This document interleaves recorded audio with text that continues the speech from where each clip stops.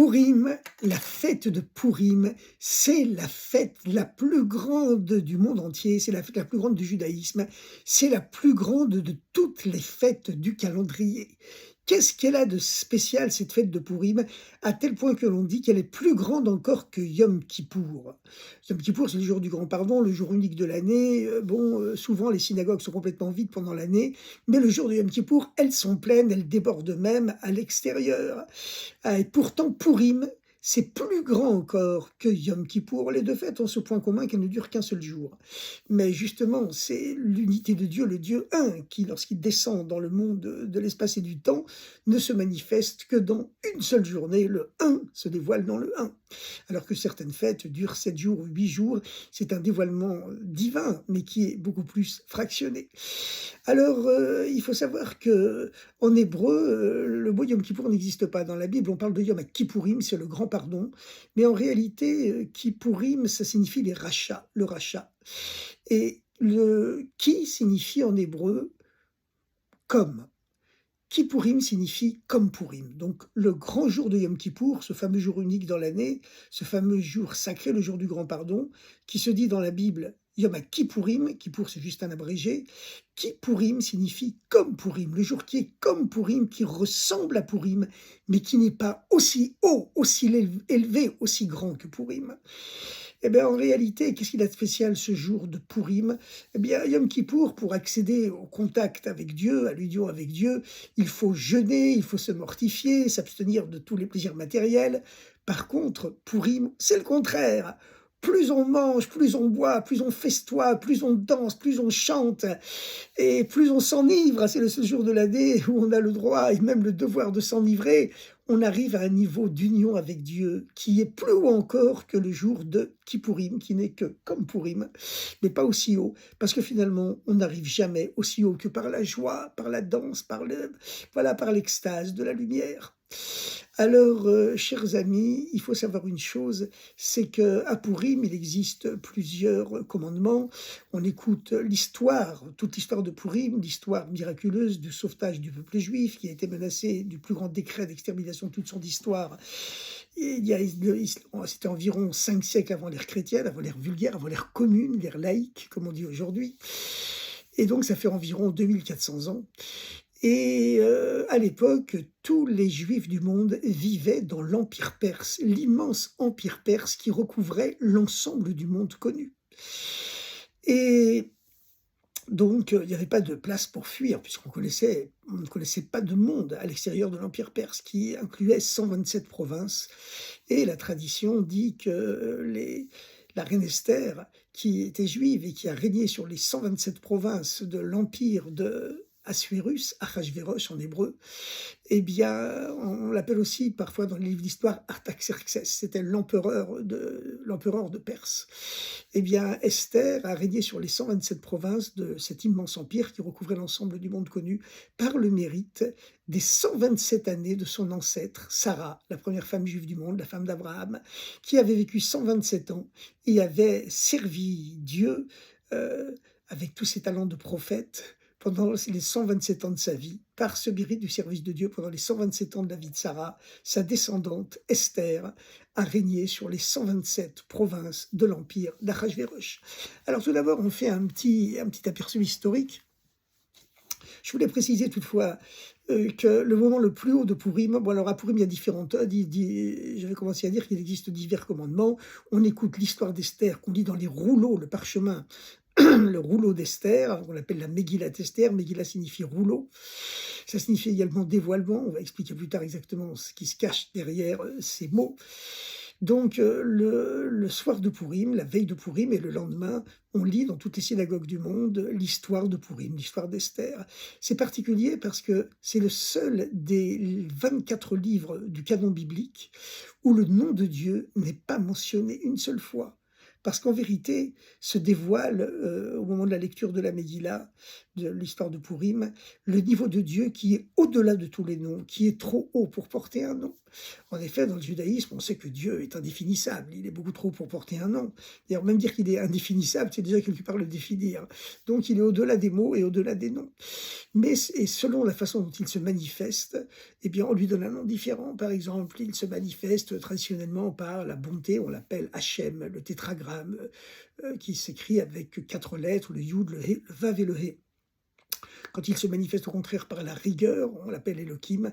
Mais en réalité, toute la Bible hébraïque, ce sont des noms de Dieu qui s'enchaînent les uns les autres pour les grands kabbalistes, ceux qui savent les lire. Et la même façon pour l'histoire d'Esther.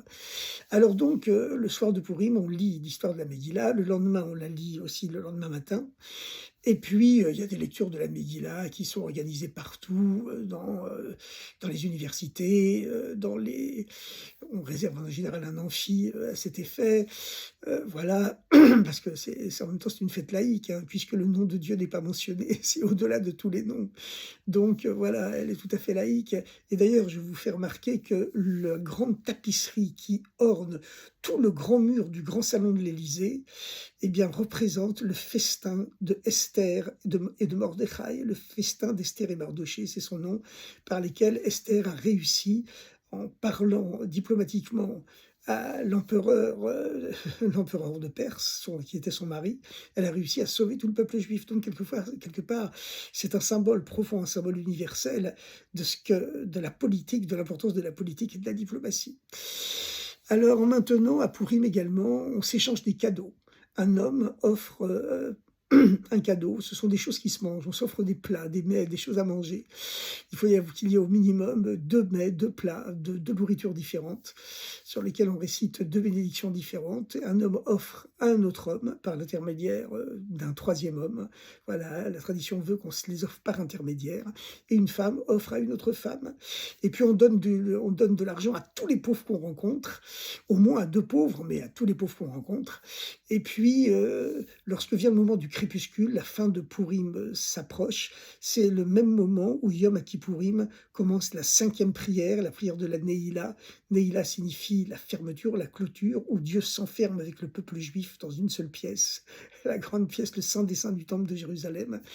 Et c'est la 5e prière qu'on ne fait qu'une fois par an, la fameuse prière de la clôture de Yom Kippour, qui est le moment le plus solennel, le plus important de Yom Kippour. Pendant toutes les prières de Yom Kippour, les 4 premières prières, on dit, on demande à Dieu, inscris-nous, écris-nous dans le livre de la vie. Et puis, voilà, 5e prière, au moment où Yom Kippour va se terminer, au moment du crépuscule, et on dit, scelle-nous, signe-nous dans le ligne de la vie. Eh bien, le moment de l'apothéose de Pourim, c'est le moment justement de la fin de Pourim, au moment du crépuscule, juste avant le crépuscule. On dit la prière sur 2 pains tressés et on fait la prière sur le pain et on commence le festin de Pourim, on danse, on boit, on s'enivre. Évidemment, on dit des paroles de Torah parce que lorsqu'on boit, c'est pour nous aider à exprimer tout le bien qui est caché en nous-mêmes. Le mot vin en hébreu, qui se dit Yahin. Vous savez qu'en hébreu, chaque lettre est également un chiffre. Donc, lorsqu'on additionne toutes les lettres du mot 20, Yahin, on obtient le même chiffre, 70, que le mot Sod, le mystère. Ça veut dire qu'au fond de chaque être humain, il existe un mystère. C'est le mystère de la présence de Dieu, de l'exil de Dieu à l'intérieur de chaque être humain. Et lorsque on boit, eh bien, ça nous aide à extérioriser, à faire sortir cette profondeur divine que chaque être humain possède en lui. Voilà. Alors, un petit peu de vodka, un petit peu de whisky, un petit peu de bocha, un petit peu de machia, un petit peu d'arak et beaucoup de vin. Ça, ça, ça, ça aide à faire sortir le meilleur qui est en nous. Évidemment, c'est le seul jour de l'année où on a le droit de s'enivrer. Alors, pour atteindre un niveau de communication avec Dieu qui est au-delà de toute logique. Maintenant, ce qu'il faut savoir, c'est que justement, ce festin de Pourim, il se déroule à la fin de la fête, au moment du crépuscule, au même moment où le jour qui est comme Pourim, qui ressemble à Pourim, le jour de Yom Kippour, mais qui n'est pas aussi grand que Pourim, commence la fameuse 5e prière que l'on ne dit qu'une fois par an. Vous savez que dans le calendrier juif, il y a 3 prières par jour, la prière du matin, la prière de l'après-midi, la prière du soir. D'ailleurs, la journée commence par la prière du soir, en vérité. On va de l'obscurité vers la lumière. La deuxième, c'est celle du matin. Et la troisième, le plus important, c'est celle de l'après-midi. Puis le Shabbat et les jours de fête, il y a 4 prières. Et puis, Yom Kippour, c'est le jour unique de l'année où il y a 5 prières, juste au moment du crépuscule. Et bien, Purim, le jour qui est plus haut encore que Yom Kippourim, je vous rappelle que Kippourim signifie le jour qui est comme Purim, mais pas aussi haut que Purim. Eh bien, à la place de l'année, il a la 5e prière, la 5e dimension, et qui est donc seulement une fois par an. Commence le festin de Purim, la joie, la folie, voilà, c'est quelque chose de très spécial où il y a de très très grands dévoilements spirituels qui existent. Voilà, de très grands dévoilements spirituels qui existent. D'ailleurs, je ne peux pas me retenir de vous conter une histoire qui s'est passée à ce moment fatidique du crépuscule, le festin de Purim. C'était en 1953 où s'est produit un miracle absolument incroyable. En 1953, en mars 1953, à l'époque de Purim, il y avait en URSS, dans l'URSS stalinienne, Staline était encore le maître de l'URSS, et il y avait ce qu'on appelait le procès des blouses blanches. Une dizaine de médecins avaient été accusés d'avoir voulu empoisonner Staline. Parmi les 10, 9 étaient juifs. Ils ont été torturés, ont avoué tout ce qu'on a voulu. Et en vérité, les archives soviétiques se sont ouvertes plusieurs dizaines d'années plus tard, et on a appris qu'en vérité, Staline préparait la déportation en Sibérie de tous les juifs de l'URSS européenne.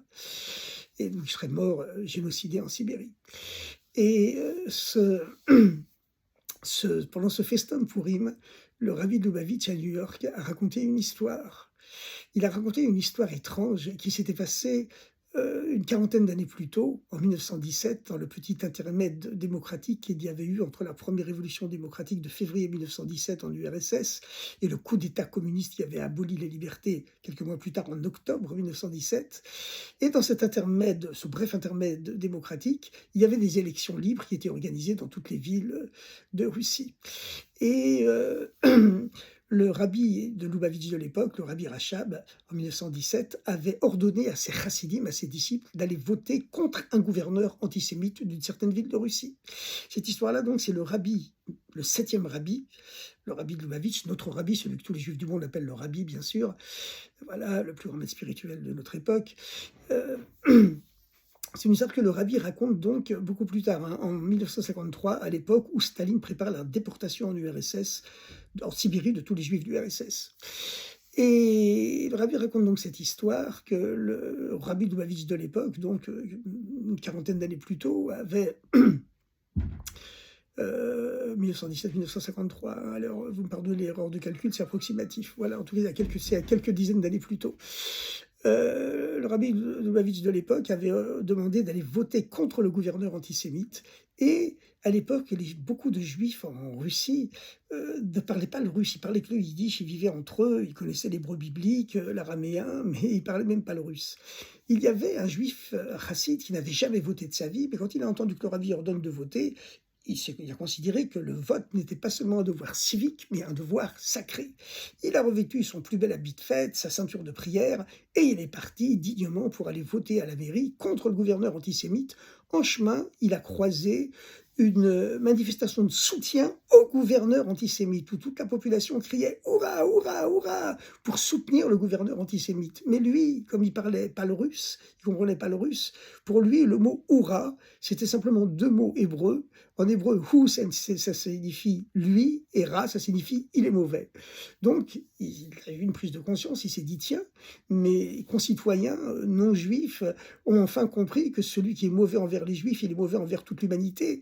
Et il s'est mis à scander « Hurrah, hurrah, hurrah » 3 fois avec tous les manifestants autour de lui. Les manifestants criaient « Hurrah » pour soutenir le gouverneur antisémite, et lui, il criait « Hurrah », ce qui pour lui en hébreu signifiait « il est mauvais » contre le gouverneur antisémite. Et le rabbi, quand il raconte cette histoire, pendant la fête de Purim, en 1953, eh bien, le rabbi... il explique qu'au moment où ce chassid a crié 3 fois « Hurrah » en pensant « il est mauvais, le gouverneur antisémite est mauvais », c'était un des rares moments dans l'année où toutes les portes du ciel sont ouvertes. Il y a des moments comme ça, furtifs, où les portes du ciel s'ouvrent, et donc le Hourra, chargé de l'intentionnalité, de la kavana, l'intention de ce chassid, que le gouverneur est mauvais, est monté dans le tribunal céleste et a fait pencher la balance contre le gouverneur antisémite qui est mort quelques heures plus tard. Et le rabbi s'est tourné vers les chassidim qui étaient devant lui, les milliers de chassidim qui étaient devant lui, et a crié 3 fois Hourra. Et il a demandé que toute la synagogue, tous les milliers de chassidim, de juifs qui étaient avec lui, crient aussi 3 fois Hourra. Il s'est retourné à droite, a fait crier à tout le monde 3 fois Hourra. Derrière lui, a fait crier à tous les fidèles qui étaient derrière lui 3 fois Hourra. Ensuite à gauche, 3 fois Hourra.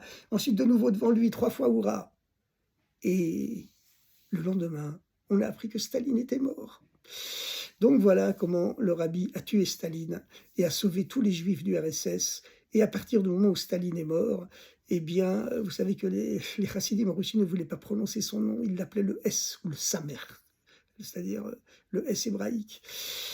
Et parce qu'on dit qu'il ne faut pas prononcer le nom des mauvais, il faut que leur nom périsse et disparaisse, comme effacer le souvenir d'Amalek. Alors, voilà comment le rabbi Lubavitch a sauvé toute la communauté juive du RSS. Et à partir du moment où Staline est mort, eh bien, le régime soviétique, avec toute son horreur, a quand même commencé à s'adoucir. Les médecins qui avaient été torturés en prison, les fameuses blouses blanches, ont été libérés. Leur innocence a été proclamée 15 jours, 3 semaines après la mort de Staline. Et quelques temps plus tard, les portes des goulags de Sibérie ont commencé à s'ouvrir, à libérer les prisonniers. 3 ans plus tard, le successeur de Staline, Khrouchtchev, a dénoncé les crimes de Staline. Et puis finalement, le communisme a pris quand même quelques dizaines d'années avant de disparaître complètement du RSS. La liberté religieuse a été proclamée. Et aujourd'hui, eh bien, les synagogues, les écoles juives fleurissent en URSS. Elles sont protégées par le pouvoir.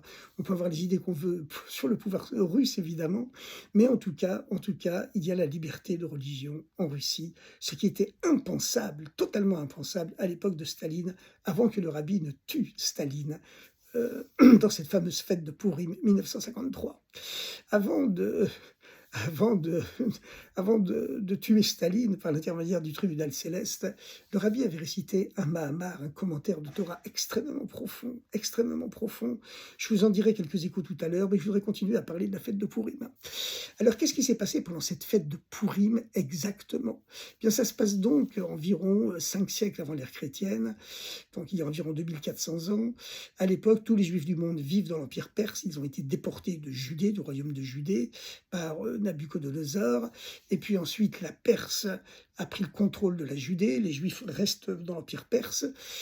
Et une partie des Juifs a commencé à rentrer en Eretz Israël, mais ce n'est pas encore un exode total, un retour total.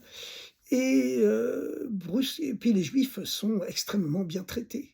Ils sont extrêmement bien traités. La propre femme de l'empereur, Artaxerxès, qu'on appelle en hébreu Achashverosh, on l'appelle aussi parfois Assuérus, mais enfin, on va garder son nom, Achashverosh.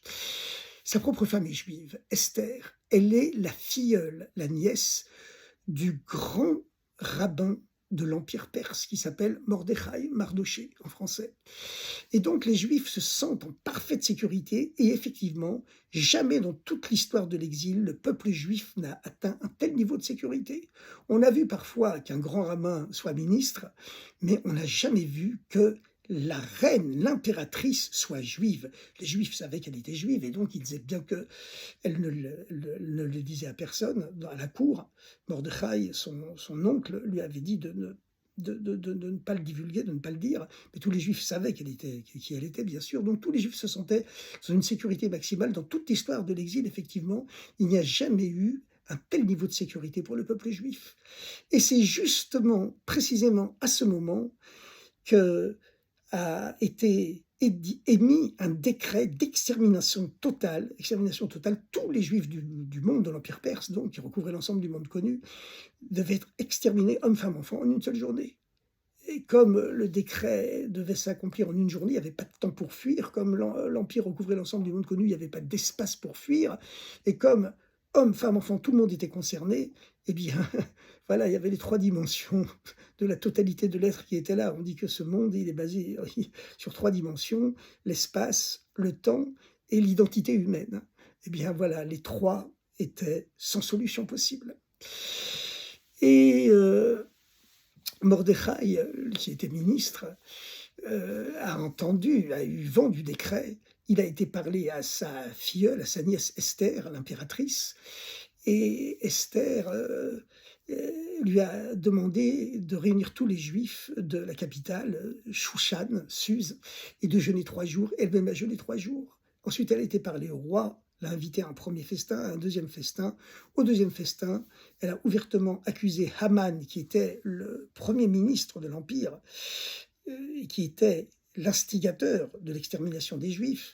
C'était un descendant du peuple d'Amalek, qui est l'ennemi héréditaire du peuple juif, comme Hitler à son époque, comme aujourd'hui. Voilà, on peut dire que le Hamas, l'OLP, tout ça, ce sont les Amaleks de notre époque. Eh bien, donc, elle a dénoncé Haman comme étant celui qui voulait l'exterminer, elle et son peuple, et l'empereur s'est mis dans une rage folle, il a fait pendre Haman et ses 10 fils, et le peuple juif a été sauvé. C'est le retournement miraculeux de la fête de Pourim. Alors ce qui est impressionnant, bien sûr, c'est que c'est précisément au moment où le peuple juif avait atteint le niveau de sécurité le plus haut de toute son histoire qu'est venu sur lui le décret d'extermination le plus grave de son histoire. Il y avait eu d'autres décrets d'extermination auparavant, à l'époque de Moïse, où tous les garçons, tous les bébés juifs qui naissaient étaient jetés dans le Nil, noyés dans le Nil. Mais c'était seulement les petits garçons, pas les filles ni les adultes.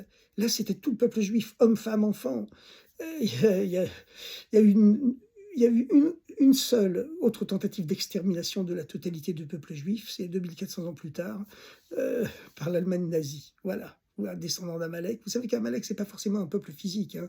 C'est un esprit du mal absolu qui s'incarne sur différents peuples à chaque génération.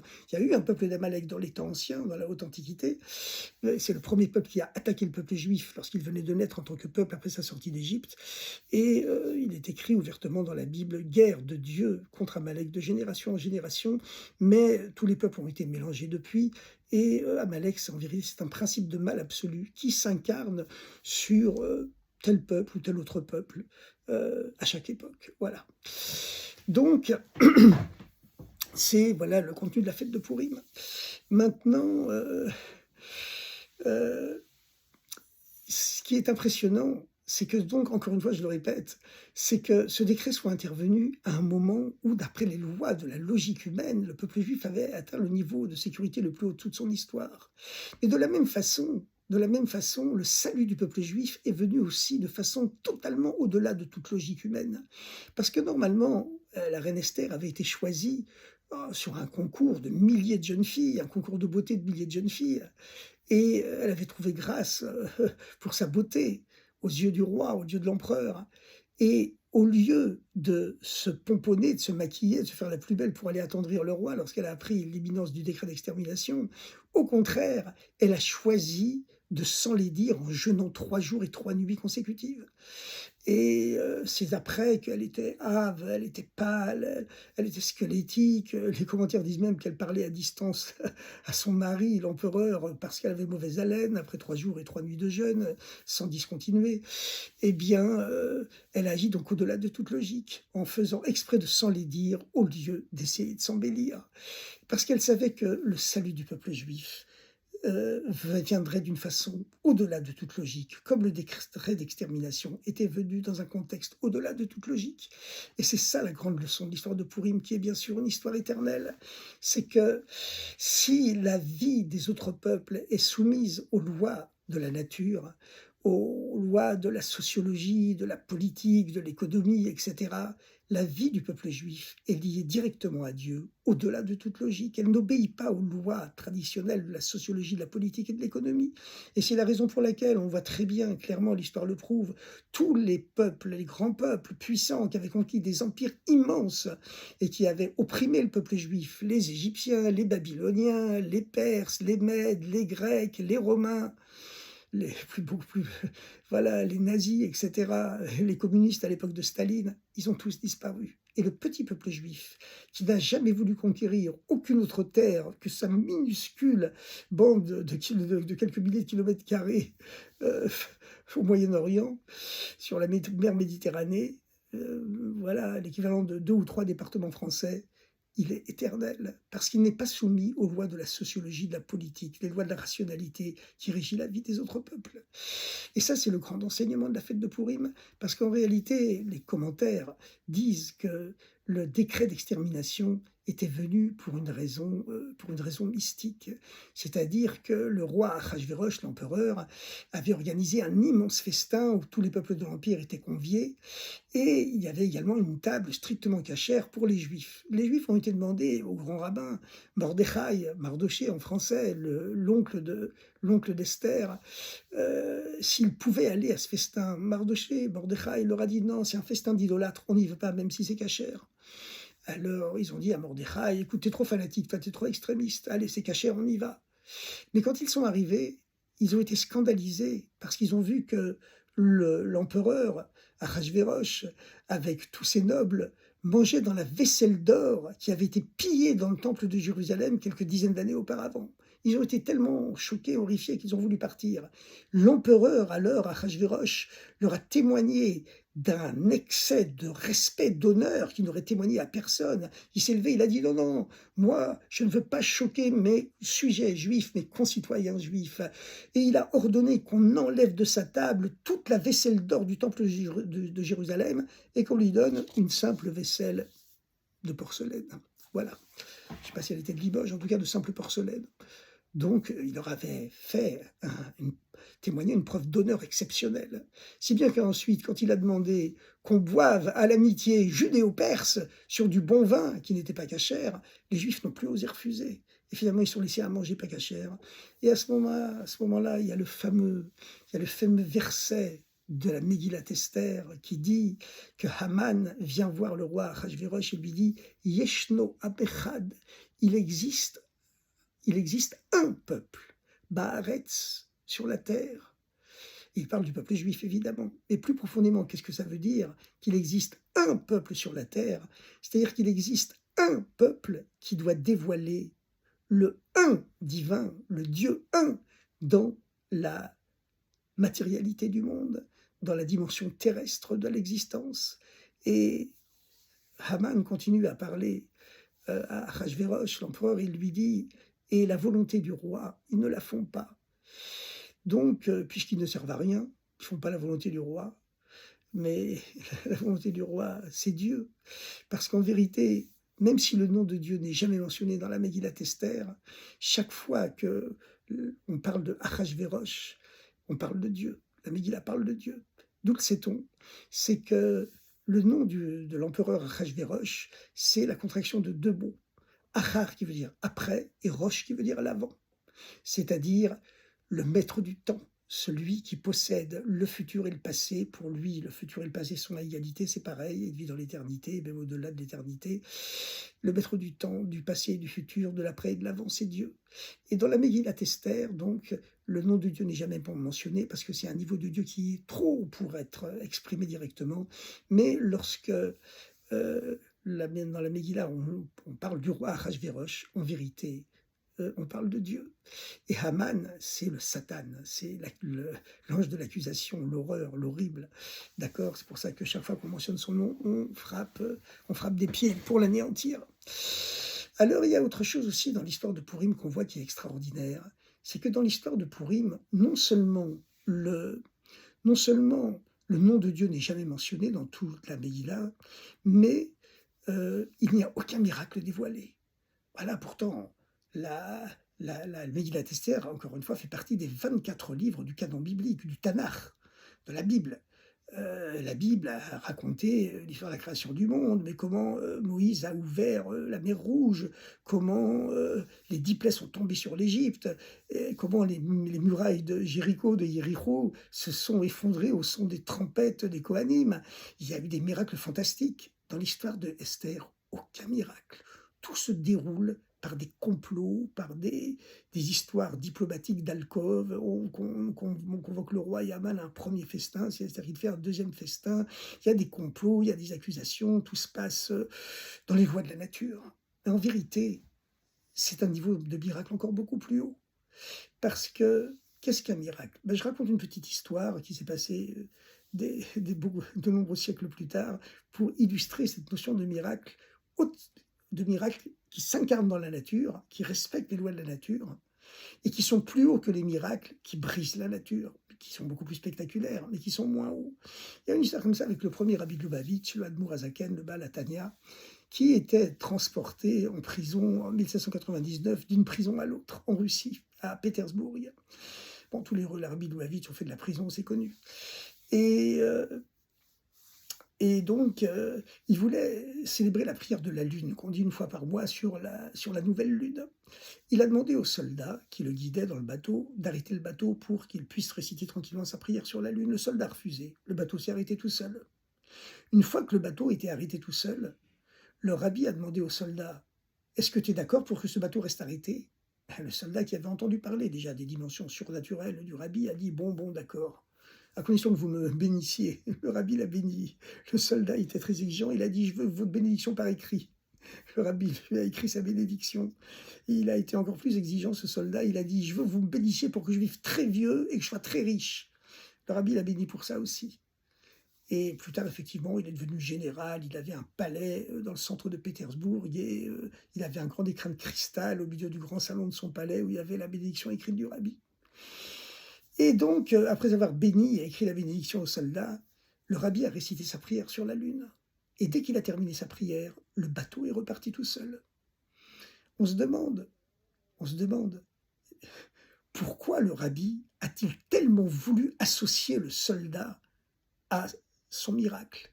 Voilà, il avait demandé au soldat d'arrêter le bateau, le soldat a refusé, le bateau s'est arrêté tout seul. Une fois qu'il a terminé sa prière sur la lune, le bateau est reparti tout seul. Il n'avait pas besoin de demander au soldat d'avoir la gentillesse de laisser le bateau arrêter. Le soldat n'a rien fait, strictement rien. Mais il faut savoir que lorsque un miracle s'habille, s'incarne dans les lois de la nature, le miracle est beaucoup plus haut que si on brise les lois de la nature, que si on les viole. Pensez un peu comme un professeur en classe. Hein. Il a des élèves très dissipés, très turbulents. Il y a deux façons d'agir.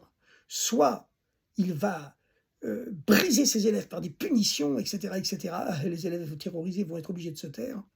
Ou alors, il est capable de les motiver pour que les élèves prennent conscience et fassent preuve d'autodiscipline et s'élèvent d'eux-mêmes. C'est un niveau évidemment beaucoup plus haut. La même chose, si l'on peut dire. Lorsque le monde, la nature, n'est pas capable d'accéder au dévoilement divin, au dévoilement de Dieu, Dieu est obligé de briser les lois de la nature par des miracles. Mais c'est une solution de pis-aller. Par contre, tout le but du judaïsme, c'est que les lois de la nature, que Dieu a créées lui-même et qu'il recrée sans arrêt du néant à l'être, bien sûr, s'élèvent d'elles-mêmes pour se mettre au service de Dieu. Et c'est ce qui s'est passé à la fête de Pourim. C'est ce qui s'est passé à la fête de Pourim, où il n'y a aucun miracle apparent. Il n'y a pas de 10 plaies qui sont tombées, qui ont foudroyé Aman. Tout est venu par des circonstances, des enchaînements de coïncidences miraculeuses, certes, mais des coïncidences qui on peut attribuer, avec beaucoup de mauvaise foi, au hasard. Le grand miracle de l'histoire de Pourim, c'est le moment où le roi Achashverosh n'arrive pas à trouver le sommeil. D'ailleurs, celui qui lit la Megillah hausse la voix à ce moment-là, en disant « Ah bah, laïlahahu nadlashnat amelech » cette nuit-là, le sommeil du roi fut tourmenté. Il n'arrivait pas à dormir. Il a demandé qu'on vienne lui lire les annales royales pour passer le temps. Et la page s'est ouverte sur le récit, à savoir comment le grand rabbin de l'Empire perse, Mordechai, avait sauvé la vie du roi en dénonçant des comploteurs qui prévoyaient d'assassiner l'empereur quelques années auparavant.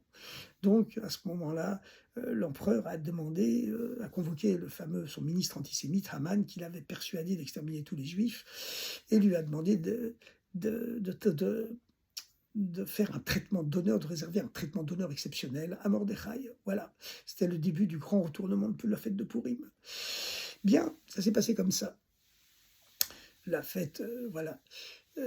Mais tout se passe de façon naturelle. On dit que toute l'histoire du peuple juif, c'est comme l'histoire d'un être humain. Voilà. D'ailleurs, lorsque un être humain est bébé, son père, sa mère lui donnent tout. Puis lorsqu'il grandit, on l'aide à marcher, on l'aide à s'habiller, etc. Puis quand il arrive à l'âge adulte, on dit « Mon fils, tu dois faire preuve maintenant de ton autonomie et te débrouiller tout seul. » Eh bien, la même chose. Lorsque le peuple juif était bébé, lorsqu'il est sorti d'Égypte, eh bien, c'était un bébé. Donc Dieu faisait des miracles, fracassait l'Égypte par les 10 plaies, ouvrait la mer Rouge, descendait sur le mont Sinaï dans le tonnerre et les éclairs, et faisait s'effondrer les murailles de Jéricho. Mais lorsque le peuple juif a commencé à grandir, Dieu lui a dit: «Maintenant, mon fils, tu dois devenir autonome». Et l'histoire de Pourim, c'est le moment où le peuple juif accède à l'âge adulte, où les miracles se glissent à l'intérieur de la nature, où Dieu se cache dans la nature, et c'est au peuple juif maintenant de le dévoiler dans la nature et dans ses lois. Et c'est la raison pour laquelle le livre d'Esther s'appelle en hébreu Megillat Esther, le rouleau de Esther, puisque c'est un rouleau de parchemin. Mais en même temps, le mot Megillah, rouleau, a également la même racine que le mot Legalot, Gilouï, qui signifie le dévoilement. Et Esther signifie en hébreu le caché, ce qui est caché. Aleph, la première lettre du mot Esther, symbolise toujours Dieu. C'est la lettre de l'unité, c'est le chiffre 1, c'est la première lettre de l'alphabet. La lettre Aleph, symbolise toujours Dieu, euh, calligraphiquement. Et Seter signifie caché. Donc Megillat Esther signifie le dévoilement du Dieu qui est caché. Dieu se cache dans la nature, arrête de faire des miracles dévoilés à l'époque d'Esther, et maintenant c'est au rôle du peuple juif de dévoiler les miracles de Dieu, de dévoiler Dieu dans les lois de la nature rationnelle et logique du monde. Cependant, ce qu'on voit, c'est qu'effectivement, ce décret d'extermination des Juifs, le plus terrible de toute notre histoire, il était intervenu à un moment où, d'après les lois de la logique humaine, les lois de la rationalité, le peuple juif avait le niveau de sécurité le plus haut de son histoire. Et Esther, elle a agi aussi au-delà de toute logique, en faisant le pari de s'enlaidir en jeûnant 3 jours pour parler au roi. Parce qu'elle savait que le salut du peuple juif ne viendrait pas des lois de la nature, de la logique humaine, comme le décret d'extermination n'était pas venu des lois de la logique humaine. Le décret d'extermination était venu du fait que le peuple juif s'était laissé aller à la débauche, en mangeant et en buvant pas cachère, au festin de Achashverosh, contrairement à ce que lui avait ordonné Mordechai. Et à ce moment-là, le Haman céleste avait interpellé Dieu. C'est le fameux passage de la Megillah où Haman interpelle le roi Achashverosh et lui dit: Yeshno Am Echad, il existe le peuple un qui doit dévoiler le Dieu un, Ba'aretz, dans la dimension terrestre des choses. Et Vedat Amelech Enam Osim, et la volonté du roi, ils ne la font plus. Alors, pas la peine de les laisser vivre, puisqu'ils ne font pas leur mission sur terre. Et le roi, c'est-à-dire Dieu, enlève sa bague et la met à son doigt. Et puis ensuite, il y a eu, bien sûr, le retournement miraculeux de la fête de Pourim. Alors, vous savez, il y a eu, comme ça, 2 tentatives d'extermination totale des Juifs. C'était la deuxième, elle s'est passée il n'y a pas longtemps, il y a 80 ans, là, au siècle dernier, avec l'Allemagne nazie. Mais on voit que c'était la même chose. On voit que c'était la même chose parce que l'Allemagne, qui a voté pour Hitler et qui adorait Hitler, Hitler régnait pas par la terreur, il régnait par la, voilà, il régnait parce que les Allemands étaient fous de lui. Eh bien, c'était le pays le plus civilisé du monde, le pays de la grande culture, de la grande civilisation. C'était le pays qui avait le record mondial de prix Nobel, où le niveau universitaire, scolaire, était supérieur à celui de tous les pays européens et même américains, occidentaux. C'était le pays de la grande musique, de la grande philosophie. Et c'est ce pays où les Juifs pouvaient se sentir plus en sécurité qu'ailleurs dans le monde entier, puisque c'était le pays de la civilisation et de la culture par excellence, qui a sombré dans une barbarie euh, complètement au-delà, au-dessous de tout ce que l'humanité avait fait jusqu'alors. Alors il faut savoir une chose donc, c'est que la vie du peuple juif n'est pas liée aux lois de la logique et de la rationalité qui régit la vie des autres peuples. C'est pas seulement vrai pour le peuple juif en général, c'est vrai pour chacun de nous individuellement, parce que la vie de tout le peuple juif se reflète sur chaque juif individuellement. Il arrive que individuellement, eh bien, un juif soit confronté à des épreuves terribles. Ouh là là, c'est pas possible. Si j'ouvre mon magasin le Shabbat, je perds tous mes clients, 90% de mon chiffre d'affaires, je le fais le Shabbat. Ou un étudiant, mon examen a lieu le Shabbat, si je ne vais pas à mon examen le Shabbat, je rate toutes mes études et toute ma carrière. C'est des épreuves terribles que personne d'autre ne peut avoir. Mais en vérité, là où un autre être humain ne pourrait pas passer l'épreuve, le peuple juif se reflète dans chaque individu juif, et chacun de nous possède quelque part une force d'absolu, illimité qui lui permet de traverser tous les obstacles, non pas par orgueil, non pas par orgueil, pas du tout, mais parce qu'on est conscient d'une mission qui est de diffuser, eh bien, justement, la présence du Dieu un sur terre, avec tolérance, avec respect, dans la bonté et la gentillesse. Voilà, et pas dans le contraire, vous m'avez compris. Donc, d'ailleurs, si vous allez regarder, il faut être clair et net, hein. Est-ce que vous entendez parler d'attentats dans le monde qui a été fait par des juifs? Est-ce que vous entendez parler de tueries au Bataclan sur la promenade des Anglais ou ailleurs qui étaient faites par des juifs ou les tours jumelles ou n'importe quoi, ou des tentatives d'égorgement des professeurs? Vous entendez que ce sont des juifs qui font ça? Jamais, jamais. Donc voilà. Euh, il faut quand même savoir remettre les choses à leur place, grâce à Dieu. Maintenant, je voudrais dire transmettre une autre chose, quelque chose de très important sur la fête de Pourim. Vous voyez, je voudrais revenir sur ce commentaire que le rabbi Lubavitch a dit avant justement ce fameux miracle où à distance, il a prononcé le décret de mort sur Staline par l'intermédiaire du tribunal céleste en racontant cette fameuse histoire et en faisant crier « Hurrah, il est mauvais !» par tous les chassidim de la synagogue lors de l'époque du fameux procès des blouses blanches, sur ce fameux moment du festin de Pourim 1953. Et juste avant, le rabbi avait dit un commentaire qui est d'une profondeur particulière, une profondeur exceptionnelle. Bon, il a rappelé effectivement au début que la fête de Pourim est supérieure encore à Yom Kippour. Je vous rappelle que Yom Kippour, c'est un abrégé. Hein. Dans la Torah, le terme Yom Kippour n'est jamais écrit, il est écrit Yom Kippourim. Qui veut dire comme, c'est-à-dire que toute la grandeur de ce jour, c'est qu'il est comme Pourim, mais pas aussi haut que Pourim. Et le rabbi explique dans ce commentaire qu'il existe quand même des points communs entre Yom Kippour, Yom Kippourim et Pourim. Quels sont ces points communs? C'est que dans les deux cas, il y a une dimension qui est au-delà de toute logique, au-delà de la nature, une dimension surnaturelle. À quoi on voit ça?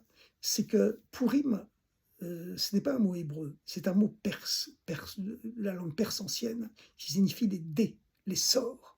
C'est-à-dire que Haman, qui était très superstitieux, comme Hitler d'ailleurs, hein, Hitler consultait les astrologues avant de lancer ses opérations stratégiques, eh bien Haman était très superstitieux, comme beaucoup de grands antisémites d'ailleurs, et lorsqu'il avait décidé d'exterminer le peuple juif, il a joué au dé pour savoir quel était le mois le plus favorable pour exterminer le peuple juif. Et c'est tombé sur le chiffre 12. Et il s'y réjouit, parce que le chiffre 12, c'est le dernier mois de l'année, et il savait que Moïse était mort le 12e mois de l'année juive, le mois d'Adar. Mais par contre, ce qu'il ne savait pas, c'est que Moïse aussi était né le même jour que 120 ans plus tard, il allait mourir. Voilà, Moïse était né le 7e jour du mois d'Adar, le 12e mois de l'année biblique, et il était mort aussi à l'âge de 120 ans, le même jour, le 7 Adar. Dieu a fait ça pour indiquer à tous les êtres humains que la mort, c'est une nouvelle naissance. Bon, pour un juste comme Moïse, c'est évident, mais c'est aussi valable pour chacun de nous. Une leçon pour chacun de nous. Un message pour chacun de nous. Et donc Haman s'y réjouit, et parce que voilà, il pensait que c'était un mois qui était, qui lui serait favorable, puisque c'est le mois où Moïse était mort. Il ne savait pas que c'est le mois où Moïse était né. Et en vérité, comme c'était l'anniversaire de la naissance de Moïse, c'est le jour de l'anniversaire de la naissance, c'est ce qui a protégé, porté bonheur à tout le peuple juif et permis le miracle de Pourim. Maintenant, quels sont les points communs qu'il y a entre Pourim et Yom Kippour? C'est cette dimension qui est au-delà de la logique, les dés, les sorts, le goral, comme on appelle ça en hébreu, c'est au-dessus de la logique. Voilà. Et on voit ça aussi dans le jour de Yom Kippour. Yom Kippour, le Kohen Gadol, le grand prêtre, choisit 2 boucs. Un va être libéré dans le temple de Jérusalem et un autre va être le bouc émissaire qui va charrier tous les péchés des Hébreux dans le désert, où il va mourir dans le désert. Et il y a un tir au sort pour choisir lequel des 2 boucs qui sont absolument identiques sera le bouc émissaire et lequel sera sauvé. Donc il y a cette notion de tir au sort dans le jour de Yom Kippour. Yom Kippourim, le jour qui est comme Pourim, bien que pas aussi grand que Pourim, et le jour de Pourim, puisque Pourim signifie les sorts, les dés, ce tir au sort qu'a joué Haman au moment où il voulait exterminer le peuple juif. Il y a aussi un autre point commun, c'est que lorsque la Torah parle de Yom Kippour, Yom Kippourim, elle dit Lifnei Hashem titharu, devant Hashem, devant le nom de Dieu, vous vous purifierez. Mais devant, dans ce contexte, signifie au-delà du nom de Dieu, plus haut que le nom de Dieu. Et c'est la même chose. À Pourim, on voit que dans la Megillat Esther, le nom de Dieu n'est jamais mentionné parce que se dévoile à ce moment le niveau de Dieu qui est trop haut pour porter un nom. Et on voit aussi cela dans la façon dont Haman interpelle le roi Achashverosh. Achashverosh, c'est donc le Achar, c'est l'après, Rosh, c'est l'avant, c'est le maître du temps, c'est Dieu lui-même. Et Achash, en hébreu, signifie aussi le silence. C'est-à-dire que Haman, en vérité, savait que si l'on restait dans la logique des choses humaines, le peuple juif était invulnérable. Il a donc décidé d'essayer de monter à un niveau qui est au-delà du haut et du mal, au-delà du bien et du mal. Et c'est le mystère, le sens caché de cette fameuse potence de 50 coudées qu'il avait fait construire pour y pendre Mordechai. Pourquoi une potence de 50 coudées à laquelle il a été pendu lui-même plus tard? Eh bien, c'est que vous savez que le monde a été créé en 7 jours et par 7 forces divines différentes qui s'interpénètrent les unes les autres, ce qui fait 7 fois 7, 49. Et cela, c'est le système divin par lequel est construit tout le cosmos, tout l'univers spirituel et matériel. Et cet univers spirituel et matériel, il est basé sur des lois, les lois du bien et du mal, les lois de la logique humaine. Et Haman savait que si on reste dans une philosophie classique, normale, dans un contexte philosophique normal où le bien et le mal existent encore, à ce moment-là, le peuple juif était invulnérable. Il fallait donc arriver à un niveau plus haut, au-delà du bien et du mal. Et c'est la notion de la 50e coudée de la potence. 49, c'est le système par lequel Dieu régit la vie normale du monde. Mais 50, c'est au-delà de la logique normale du monde. Et il savait qu'en sortant de la logique normale du monde, en jouant au dé, en tirant au sort, eh bien, peut-être à ce niveau-là où le bien et le mal n'existent plus, ce fameux silence divin, puisque Achashverosh, Achash signifie le silence, quand on passe au-dessus des mots, au-delà de la logique humaine, au-delà au niveau de Dieu où le bien et le mal n'existent plus, à ce moment-là, peut-être il pourrait exterminer le peuple juif. Ben, je vous remarquez, c'est ce qui s'est passé au 19e siècle, hein, plusieurs milliers d'années plus tard. Lorsque la grande philosophie allemande, par l'intermédiaire de deux grands professeurs, Karl Marx et surtout Nietzsche, Friedrich Nietzsche, eh bien, Nietzsche a écrit beaucoup de livres, et dont celui qui s'appelle « Au-delà du bien et du mal, par-delà le bien et le mal », en disant « Dieu est mort, le bien et le mal n'existent plus ». Et Nietzsche est devenu le modèle de Mussolini et de Hitler. Et il faut savoir, c'est la suite, la conclusion de ce commentaire, c'est que malgré tout, même au niveau où le bien et le mal n'existent plus, au niveau de Dieu qui est au-delà des mots, Achash signifie le silence, c'est le niveau de Dieu qui est au-delà des mots, eh bien, malgré tout, à ce niveau, encore plus haut que cela, eh bien, la liberté de Dieu s'exerce toujours comme elle veut. Elle est même au-dessus du tir au sort et au-dessus des notions où le bien et le mal n'existent plus. Et même à ce niveau, la liberté absolue de Dieu s'exerce et Dieu choisit, parce qu'il le décide arbitrairement, de sauver le peuple juif, de libérer le peuple juif et d'exterminer Haman, d'exterminer Amalek. En cette époque de guerre de Gaza, où le peuple juif mène une guerre juste pour reconquérir sa terre contre le monde entier, et qui dans une inversion des valeurs généralisée comme on l'a jamais vu dans l'histoire depuis la Shoah, depuis 1939-45, où on voit toute la population mondiale qui soutient le Hamas, une organisation terroriste, barbare, à un niveau qui seul le nazisme peut lui être comparable, et en exigeant d'Israël qu'il qu'il ne détruise pas le Hamas, qu'il arrête et qu'il s'avoue vaincu, eh bien, on a confiance en Dieu. On a confiance en Dieu, que Dieu nous sauvera, comme il nous a sauvés à l'époque de Pourim, comme il nous a sauvés à l'époque de Staline, et que véritablement, après ce 7 octobre, après ce Shmini Atzeret, une période de grandeur, de lumière s'ouvrira pour tout le peuple juif. On sera sauvé de tous nos ennemis. Et vous savez, comme disait Winston Churchill, quand le peuple juif est béni, le monde entier est béni. Et ce sera le bonheur, pas seulement pour le peuple juif, parce que le Messie, il vient pour toute l'humanité, il apporte la paix, le bonheur, la félicité à l'ensemble de l'humanité. Et en premier, à tous les voisins de l'État d'Israël, à tous les voisins de la terre d'Israël, qui deviendront tôt ou tard, et le plus tôt sera le mieux, ses plus proches amis. Bonne fête de Pourim à toutes et à tous, bonne calipette sur la table, tout s'inverse, tout est beau, et le Mashiach tout de suite.